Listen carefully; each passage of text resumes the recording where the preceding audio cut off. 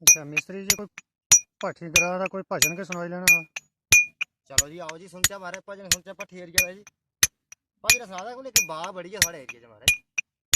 हाँ जी, बाद है। ओ चंडी मैया दा मंदिर बने वे भट्ठी ग्रां। चंडी मैया दा मंदिर बने वे भट्ठी ग्रां।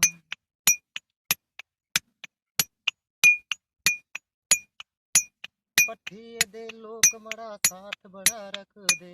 भट्ठी दे लोक मड़ा, भट्ठी दे लोक मड़ा साथ बड़ा रखदे। हो रली मिली जोत जगांदे। चंडी मैया दा मंदिर बने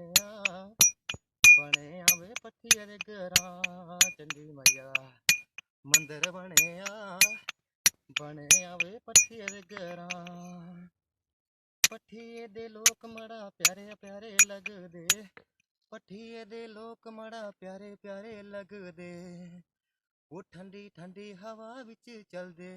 वो चंडी मैया दा मंदिर बने वे भट्ठी ग्रां। चंडी मैया दा मंदिर बने वे भट्ठी ग्रां। प्रकाश भैया तेरा मंदिर बनाया। प्रकाश भैया तेरा मंदिर बनाया। ओ रली मिली जोत जगांदे। ओ चंडी मैया दा मंदिर बने वे भट्ठी ग्रां। चंडी मैया दा मंदिर बने वे भट्ठी ग्रां।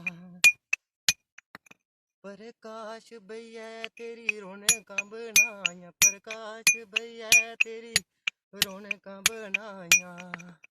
वो नमी नमी गड्डियां पाइयां। वो चंडी मैया दा मंदिर बने वे भट्ठी ग्रां। चंडी मैया दा मंदिर बने वे भट्ठी ग्रां। बोलो सच्चे दरबार की जय।